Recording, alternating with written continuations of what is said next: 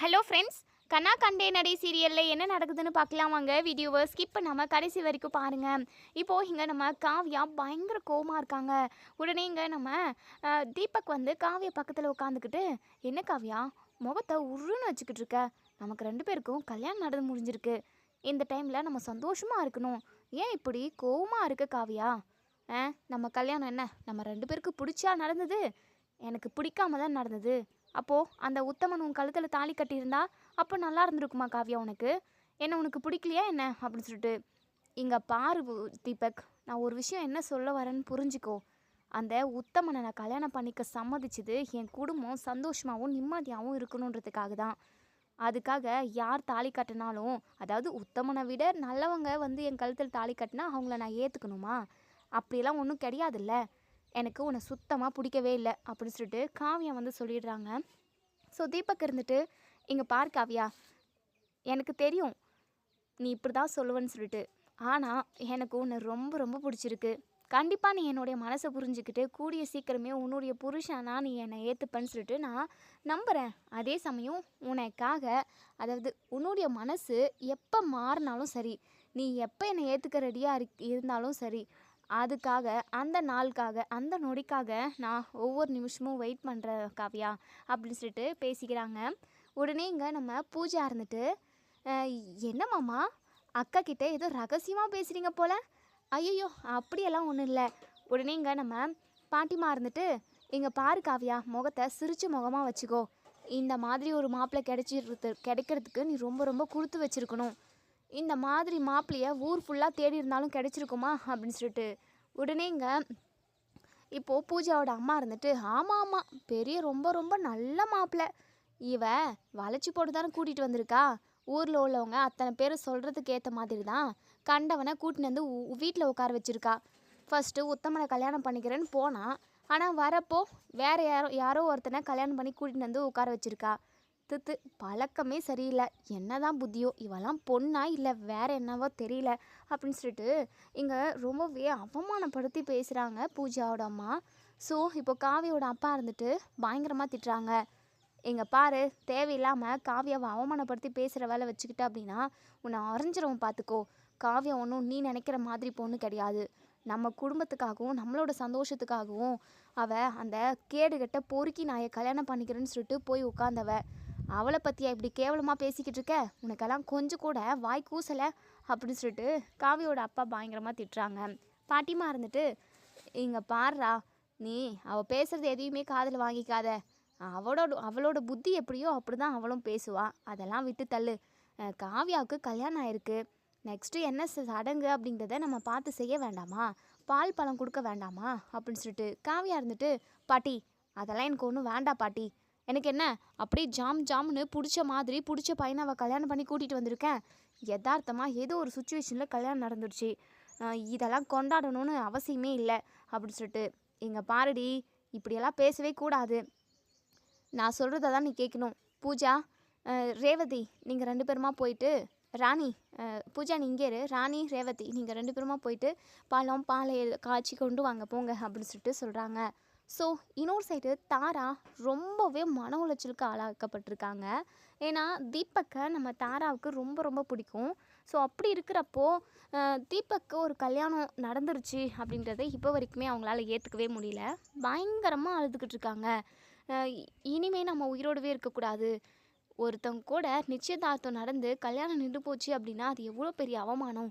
இதுக்கப்புறம் நம்ம எதுக்காக உயிரோடு இருக்கணும்? நம்ம உயிரோடவே இருக்கக்கூடாது. இந்த தீபக் சந்தோஷமாக வாழ்ந்துட்டு போகிறான். நம்ம இனிமேல் இந்த உலகத்திலே இருக்கக்கூடாது. நம்ம வாழ்க்கையை முடிச்சுப்போம் அப்படின்னு சொல்லிட்டு தாரா ஒரு முட்டாள்தனமான முடிவு எடுக்கிறாங்கன்னு கூட சொல்லலாம். ஸோ இன்னொரு சைடு இங்கே நம்ம தீபக்கோட அம்மா இருந்துட்டு பயங்கர கடுப்பில் இருக்காங்க. இந்த தீபக் நம்ம சொல்கிற பேச்சை எதுவுமே கேட்காம கண்டவளை கல்யாணம் பண்ணிட்டு வந்து இப்போ அவள் தான் முக்கியம்னு சொல்லிட்டு வீட்டை விட்டுமே வெளியே போயிட்டான். ஐயோ கன்றாவி, தாரா எவ்வளோ மனசொடைஞ்சு போனா. தாலியை பார்த்து அம்புட்டு சந்தோஷமாக இருந்தாலே, கல்யாணம் நடக்க போகுது, தீபக் கூட ஒன்று சேர்ந்து சந்தோஷமாக வாழ போகிறோன்னு சொல்லிட்டு எவ்வளோலாம் கனவு கண்டு வச்சுருந்துருப்பா தாரா. ஆனால் அது எல்லாத்தையுமே ஒரு நொடியில் அந்த தீபக் சுக்கு நூறாக உடச்சி போட்டுட்டானே அப்படின்னு சொல்லிட்டு இங்கே இப்போது தீபக்கோட அம்மா பயங்கரமாக புலம்பிக்கிட்டு இருக்காங்க. அது மட்டும் இல்லாமல் தாராவை பற்றி யோசிச்சு பார்க்குறாங்க. இந்த மாதிரி ஒரு சுச்சுவேஷனில் தாராவை தனியாக விடக்கூடாது. கண்டிப்பாக அவளுக்கு மனசு ரொம்ப கஷ்டமாக தான் இருக்கும். இந்த மாதிரி டைமில் அவள் ஏதாவது தப்பான ஒரு முடிவு எடுத்துட்டா என்ன பண்ண முடியும் அப்படின்னு சொல்லிட்டு எங்கள் தீபக்கோட அம்மா கிளம்பி இப்போ தாராவோட வீட்டுக்கு தான் ஆட்டோவில் போய்கிட்டு இருக்காங்க. ஸோ தாராவுமே காரில் போயிட்டு மெடிக்கல் ஷாப் போகிறாங்க.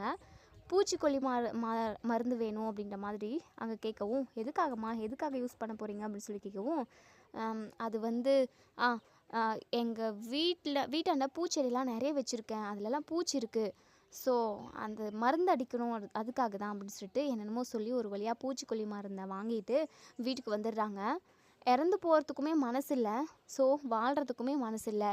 தீபக் கூட வாழாத ஒரு வாழ்க்கையா அப்படின்ற மாதிரியெல்லாம் யோசிக்கிறாங்க.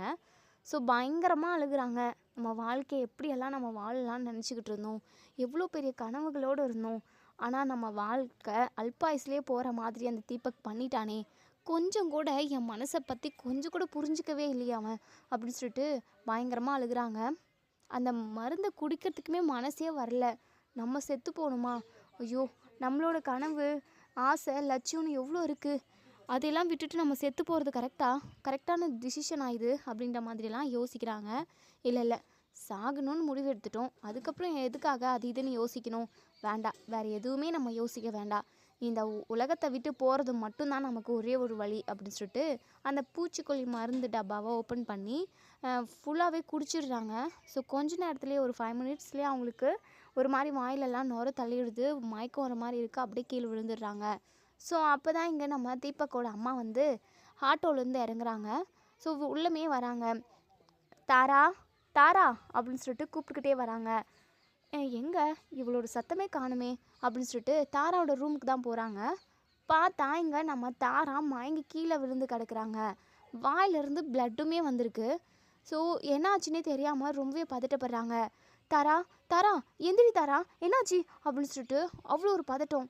ஐயோ என்ன பண்ணுறது இப்போது, வீட்டிலேன்னு பார்த்து இப்போ இன்றைக்கேன்னு யாருமே காணுமே, ஐயோ என்னப்பா எதுக்காக இப்படி மயங்கி விழுந்திருக்கான்னு தெரியலையே அப்படின்னு சொல்லிட்டு இங்கே நம்ம தாராவை மடியில் தூக்கி படுக்க வைக்கிறாங்க. ஸோ அப்போ தான் பக்கத்துலேயே ஒரு விஷ டப்பா இருக்குது. ஸோ அதை பார்த்துட்டு பயங்கரமாக ஷாக் ஆகுறாங்க. ஐயோ விஷத்தை குடிச்சிட்டாளா, நம்ம நினச்ச மாதிரியே இப்படி ஒரு முட்டாள்தனமான முடிவு எடுத்துட்டாளே, ஐயோ கடவுளே, இந்த தீபக்கு இதெல்லாம் புரிய வசைது, என்ன பண்ணுறது, உடனே தீபக்கு கால் பண்ணலாம் அப்படின்னு சொல்லிட்டு தீபக்கு கால் பண்ணுறாங்க.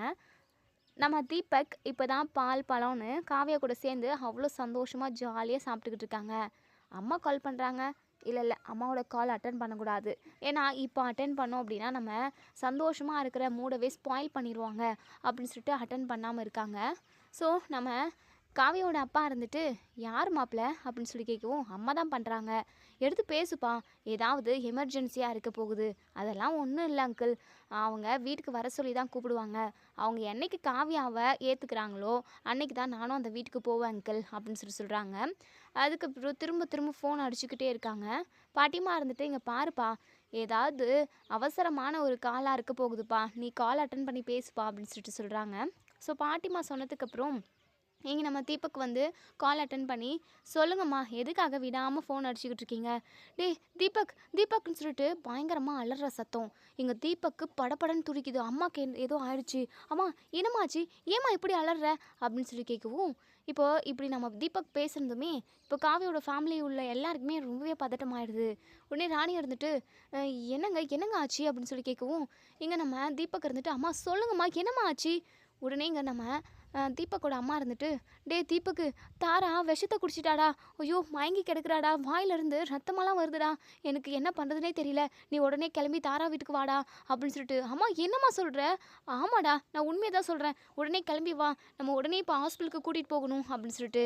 அம்மா நான் வரேம்மா, நான் வரதுக்கு லேட் ஆகிடும், நான் ஆம்புலன்ஸுக்கு கால் பண்ணி அட்ரஸ் சொல்லிடுறேன், ஆம்புலன்ஸ் வந்துச்சு அப்படின்னா நீ கூடவே போமா, நான் பின்னாடியே வரேன் அப்படின்னு சொல்லிட்டு இங்கே நம்ம தீபக் வந்து சொல்கிறாங்க. ஸோ உடனே அடுத்த செகண்டே ஆம்புலன்ஸுக்கு கால் பண்ணி விஷயத்த சொல்கிறாங்க. ஸோ ஆம்புலன்ஸுமே இங்கே நம்ம தாராவோட வீட்டுக்கு வந்து தாராவை எடுத்து ஆம்புலன்ஸில் போட்டுட்டு அதுக்கப்புறம் ஹாஸ்பிட்டலுக்கு போயிடுறாங்க. ஸோ ஒவ்வொரு நிமிஷமும் இங்கே நம்ம தீபக்கோட அம்மாவுக்கு ரொம்பவே பதட்டமாக இருக்குது. ஏன்னா தாராவுக்கு ஏதாவது ஒன்று ஆச்சு அப்படின்னா கண்டிப்பாக தீபக்குமே இதனால் பாதிக்கப்படுவான். போலீஸு கேஸுன்னு சொல்லிட்டு தீபக்குமே அலைய வேண்டிய அவசியமாகிடுமே. அது மட்டும் இல்லாமல் தாராவுக்கு மட்டும் ஏதாவது ஆயிடுச்சுன்னா நம்மளாலும் தாங்க முடியாது. தாரா நம்ம பையனுக்காகவே பிறந்தவன்னு சொல்லிட்டு நம்ம நினச்சிக்கிட்டு இருந்தோம். ஐயோ நம்ம நினைக்கிறது எதுவுமே நடக்க மாட்டேங்குதுன்னு சொல்லிட்டு அப்படின்னு நெஞ்செல்லாம் பதறி போயிருக்காங்க. தாராக்கு ஏதாவது ஆயிடுமோன்னு சொல்லிட்டு.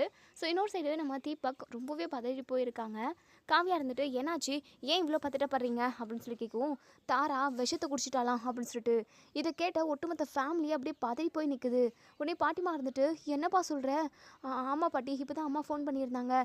குடிச்சு எவ்வளோ நேரம் ஆச்சுன்னு தெரியல, வாயிலிருந்து ரத்தமெல்லாம் வந்தது அப்படின்ற மாதிரி சொன்னாங்க. நான் ஆம்புலன்ஸ்க்கு கால் பண்ணிட்டேன். கண்டிப்பாக இந்நேரத்துக்கு ஹாஸ்பிட்டலுக்கு கூட்டிகிட்டு போயிருப்பாங்கன்னு நான் நினைக்கிறேன். தாராவுக்கு மட்டும் எதுவும் ஆகிடக்கூடாது அப்படின்னு சொல்லிட்டு. காவியா, நான் இப்போவே கிளம்பி ஆகணும் அப்படின்னு சொல்லிட்டு. உடனே இங்கே நம்ம பாட்டிமா இருந்துட்டு, காவியா நீயும் கூட போடி, எனக்கு ரொம்ப பயமாக இருக்குது. தீபக் தம்பி கூட இந்த டைமில் நீ இருக்கணும்டி அப்படின்னு சொல்லிட்டு.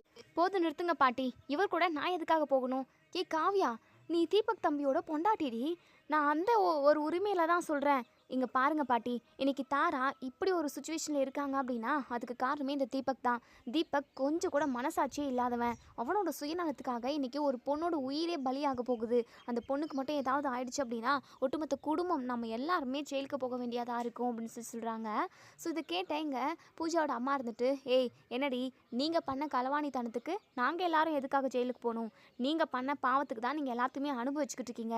கண்டிப்பாக அந்த பொண்ணுக்கு மட்டும் ஏதாவது ஆகட்டும், ஒட்டுமொத்தமாக உன்னை உன் அப்பாவன்னு எல்லாரையுமே தூக்கின்னு போய் ஜெயிலில் வைக்க போகிறாங்க, இருங்க, உங்களுக்கெல்லாம் இது தேவை தான் அப்படின்னு சொல்லிட்டு.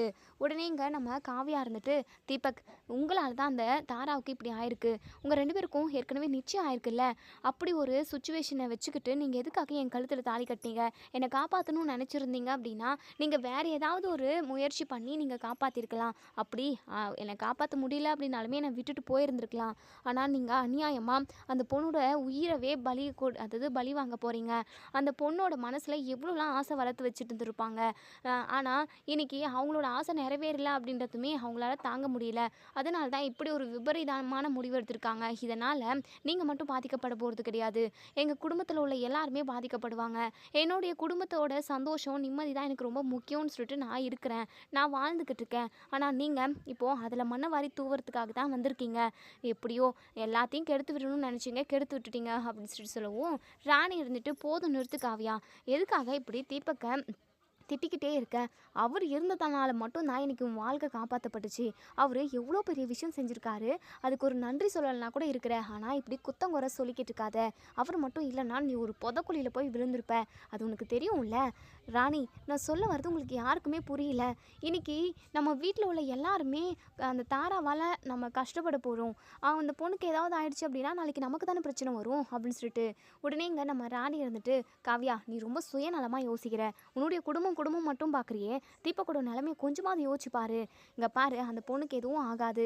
நீங்கள் 2 பேருமா போயிட்டு ஹாஸ்பிட்டலில் என்ன ஏதுன்னு பாருங்கள், அதுக்கான ட்ரீட்மெண்ட் என்ன பண்ண முடியுமோ அதை பாருங்கள். தேவையில்லாமல் தீபக்கம் திட்டிக்கிட்டு இருக்காத அப்படின்னு சொல்லிட்டு. உடனே இங்கே நம்ம காவியாவோட அப்பாவுமே, ஆமாம்மா ராணி சொல்கிறது தான் கரெக்டு, நீ இப்போவே கிளம்பு போ. ராணி நீயும் போமா, நீ போன அப்படின்னா காவியாவுக்குமே கொஞ்சம் உதவியாக இருக்கும். சரிங்கப்பா நானும் போகிறேன் அப்படின்னு சொல்லிட்டு. இப்போ காவியா, நம்ம தீபக், அதுக்கப்புறம் ராணி, இவங்க 3 பேருமே ஹாஸ்பிட்டலுக்கு போகிறாங்க. ஸோ இங்கே நம்ம தீபக்கோட அம்மா தான் இருக்காங்க, அழுதுகிட்டே இருக்காங்க. உடனே தீபக் வந்ததுமே தீபக்கை கட்டி பிடிச்சிக்கிட்டு அழுகுறாங்க. அம்மா நீ அழுகாதம்மா, கண்டிப்பாக தாராக்கு எதுவும் ஆகாது அப்படின்னு சொல்லிட்டு. போதும் நிறுத்துடா, எதுவும் ஆகாதுன்னு நீ எப்படா சொல்கிற? இப்போது அந்த பொண்ணை இப்படி இந்த ஒரு நிலைமைக்கு ஆளாக்கிட்டியேடா. அந்த பொண்ணு உன் கூட ஒன்று சேர்ந்து வாழணும்னு அவ்வளோ ஆசைப்பட்டுச்சுடா. உன் மேலே எவ்வளோ பாசமோ நேசமோ லவ்வும் அன்பும் வச்சுருந்தா இன்னைக்கு இப்படி ஒரு நிலமையில் அந்த பொண்ணு இருக்கும்? நீயே சொல்லு. உன் மேலே உயிரை வச்சுக்கிட்டு இருந்ததுடா அந்த பொண்ணு அப்படின்னு சொல்லிட்டு இங்கே தீபக்கோட அம்மா தீபக்கை திட்டிக்கிட்டு இருக்காங்க.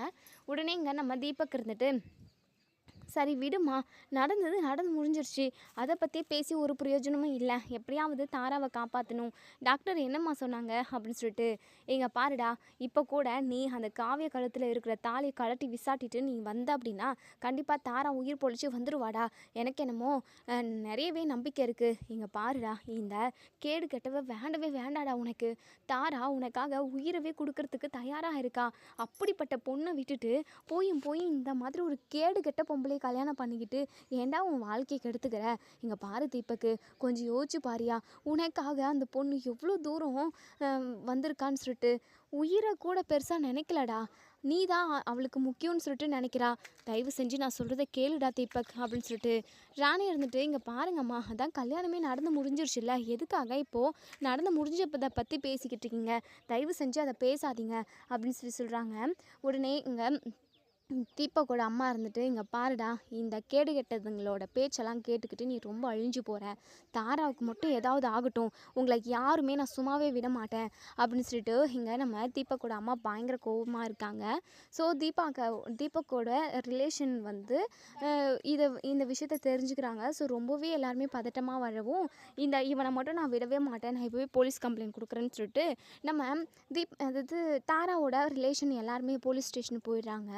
அதுக்கு முன்னாடியே இங்கே போலீஸில் வந்து இங்கே யார் உத்தமனோட அக்காவும் அவங்க அக்காவோட வீட்டுக்காரும் போய் ஸ்டேஷனில் கம்ப்ளைண்ட் பண்ணியிருப்பாங்க. ஸோ தீபக்கை தேடி தான் இப்போது காவியா தீபக்கோட வீட்டுக்கு போயிருப்பாங்க. தீபக்கோட வீட்டு வந்து பூட்டி கிடக்கும். ஸோ எல்லாருமே ஹாஸ்பிட்டலில் இருக்காங்க இல்லையா, ஸோ அதனால் இப்போது அதே தீபக் மேலேயும் காவ்யா மேலேயும் இன்னொரு கேஸு, தாராவோட கேஸு, தாரா இப்போ உயிருக்கு போராடிக்கிட்டு இருக்காங்கன்னா அதுக்கு தீபக்கும் காவ்யாவும் தான் காரணம் அப்படின்னு சொல்லிட்டு இப்போ இது தாராவோட ரிலேஷனுமே ஒரு கம்ப்ளைண்ட் பண்ணியிருப்பாங்க.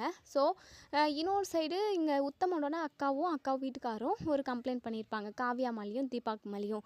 ஸோ காவ்யாவும் தீபக்கும் இந்த ஹாஸ்பிட்டலில் தான் இருக்காங்கன்னு சொல்லிட்டு தெரிஞ்சுக்கிட்டு போலீஸ் வந்து வராங்க. போலீஸ் வந்ததுமே இங்கே யார் தீபக், யார் காவ்யா அப்படின்னு சொல்லிட்டு விசாரிக்கிறாங்க. ஸோ நான் தான் காவ்யா அப்படின்னு சொல்லிட்டு காவ்யா முன்னாடி வந்து நிற்கிறாங்க. ஏம்மா, உனக்கெல்லாம் கொஞ்சம் கூட மனசாட்சியே இல்லையாம்மா, ஒருத்தன் உங்களால் இன்றைக்கி சுயநினைவே இல்லாமல் இருக்கா, அது மட்டும் இல்லாமல் இன்னொரு கேஸுமே வந்திருக்கு, உங்களால் ஒரு பொண்ணு மருந்து குடிச்சிருக்கு, இப்படி ரொம்பவே கிரிட்டிக்கலான கேஸை தான் பார்ப்பீங்களா நீங்கள், இப்படி தான் பண்ணுவீங்களா, இப்போ நீங்கள் 2 பேரும் வாங்க ஜெயிலுக்கு போவீங்க, இப்போவே ஸ்டேஷன் போயிட்டு உங்களை நாங்கள் விசாரிக்கணும் அப்படின்னு சொல்கிறாங்க. ஸோ காவ்யா இருந்துட்டு, இங்கே பாருங்கள், நான் எந்த தப்புமே பண்ணல, அந்த உத்தமன் தான் என்னை வலுக்கட்டாயமாக என் கழுத்தில் தாலி கட்டணும்னு நினச்சான், என்னை காப்பாற்றுறதா நினச்சி தீபக்குமே என் கழுத்தில் தாலி கட்டினாரு. தீபக்கு நிச்சயம் பண்ணி வச்சுருந்த பொண்ணு வந்து தீபக் வந்து நமக்கு கிடைக்கலையேன்னு சொல்லிட்டு அந்த பொண்ணு மருந்து குடிச்சிருச்சு, மற்றபடி என் மேலே எந்த தப்புமே இல்லை. அது மட்டும் இல்லாமல் தீபக் வந்து என் கழுத்தில் தாலி கட்டுவார்னு சொல்லிட்டு நான் கொஞ்சம் கூட எதிர்பார்க்கல, யதார்த்தமாக நடந்தது தான், நாங்கள் யாரையுமே பிளான் பண்ணி இப்படி ஒரு சுச்சுவேஷனுக்கு கொண்டு வரவே இல்லை அப்படின்னு சொல்லிட்டு காவ்யா வந்து போலீஸ்கிட்ட சொல்கிறாங்க. போலீஸ் இருந்துட்டு, இங்கே பாருங்கள், அதெல்லாம் எங்களுக்கு தெரியாது, எதுவாக இருந்தாலும் நீங்கள் ஸ்டேஷன் வந்து பேசிக்கோங்க, உங்கள் மேலே 2 கம்ப்ளைண்ட் இருக்குது, ஸோ இப்போவே நீங்கள் ஸ்டேஷனுக்கு வந்து தான் ஆகணும் அப்படின்னு சொல்லிட்டு போலீஸ் வந்து தரன்னு பிடிச்சி இழுத்துட்டு போகிறாங்க காவ்யாவையும் தீபக்கையும்.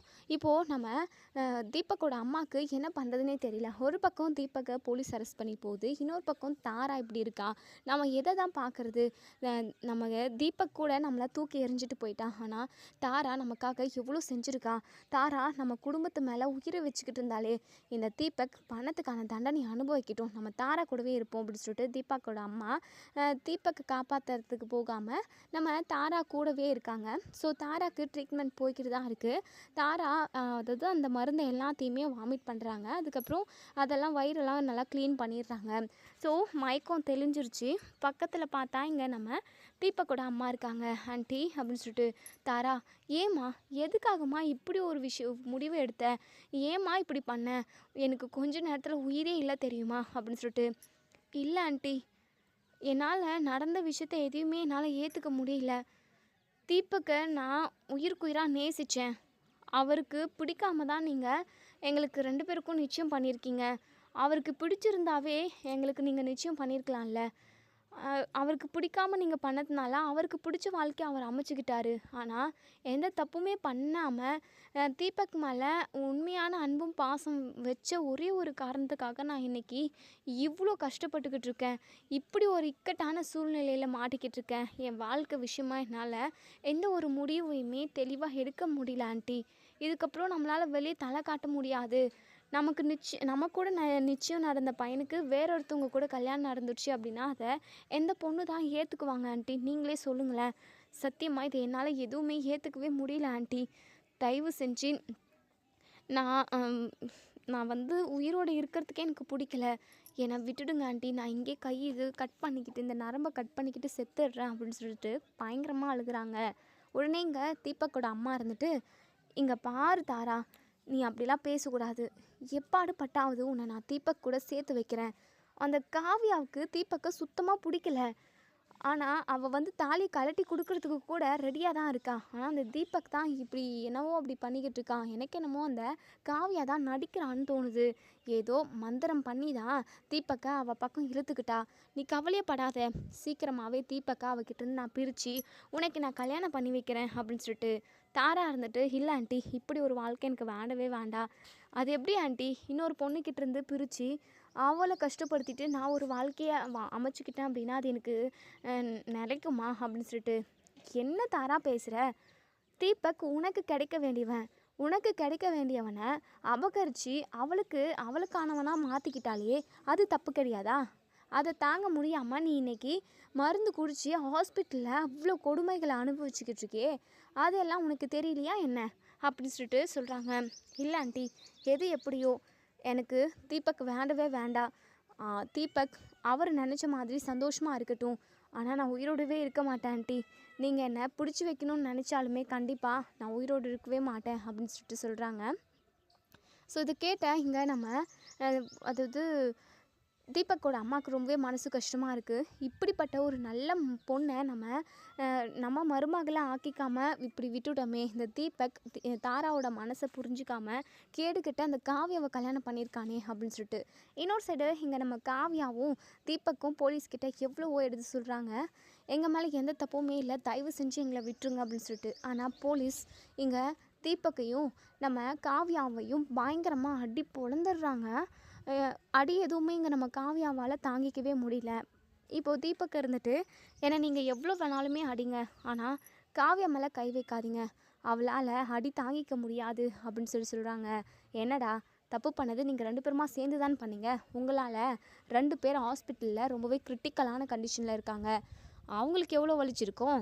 2 பேரும் செஞ்ச தப்புக்கான தண்டனை அனுபவிச்சு தான் ஆகணும் அப்படின்னு சொல்லிட்டு பயங்கரமாக சொல்லி அடிச்சுக்கிட்டு இருக்காங்க. ஸோ இன்னொரு சைடு இங்கே நம்ம காவியாவோட அப்பாவுக்கு, அதுக்கப்புறம் பாட்டிமாக்கு, இவங்க எல்லாருக்குமே தெரிய வருது நம்ம தீபக்கையும் காவியாவையும் போலீஸ் அரெஸ்ட் பண்ண விஷயம். ஸோ காவியாவோட அப்பாவும் பாட்டிமாவும் ஸ்டேஷனுக்கு வராங்க. இங்கே இன்ஸ்பெக்டர்கிட்ட வந்து பேசுகிறாங்க, சார் காவியான்றது என் பொண்ணு தான், என் பொண்ணும் என் மாப்பிள்ளையும் எந்த தப்பும் பண்ணல, தயவு செஞ்சு அவங்கள வெளியே விட்டுருங்க சார் அப்படின்னு சொல்லிட்டு இன்ஸ்பெக்டர்கிட்ட அவங்க அப்பா சொல்கிறாங்க. ஸோ இன்ஸ்பெக்டர் இருந்துட்டு, என்னப்பா நீங்கள் வந்து கேட்டதும் நாங்கள் விட்டுடணுமா? நீங்கள் என்ன பெரிய மினிஸ்டரா இல்லை சிஎம்மா? இப்படி நீங்கள் என்ன பதவியில் இருக்கீங்க? நீங்கள் சொன்னதும் நாங்கள் விடுறதுக்கு? இங்கே பாருங்கள், உங்கள் மகளும் மருமகனும் செய்யக்கூடாத தப்பாக செஞ்சுருக்காங்க, அதுக்கான தண்டனை அவங்க அனுபவிச்சு தானே ஆகணும். நீங்கள் என்னமோ அது எப்படியோ, அதாவது உங்கள் பசங்க தான் ரொம்ப உத்தமைங்க, எதுவுமே எந்த தப்புமே பண்ணல அப்படின்ற மாதிரி பேசிக்கிட்டு இருக்கீங்க. இங்கே பாருங்கள், நான் என்ன சொல்கிறேன் அப்படின்னா, ஹாஸ்பிட்டலில் 2 பேர் உயிருக்கு போராடிக்கிட்டு இருக்காங்க. அவங்க 2 பேருக்கும் எதுவும் ஆகக்கூடாது. அதே சமயம் கம்ப்ளைண்ட் கொடுத்தவங்க கம்ப்ளைண்ட்டை வாபஸ் வாங்கணும். அப்போ தான் நாங்கள் இவங்களை விடுவோம். நீங்கள் சொன்ன உடனே விடுறதுக்கு நாங்கள் ஒன்றும் நீங்கள் போட்டு வச்ச ஆட்கள்லாம் கிடையாது.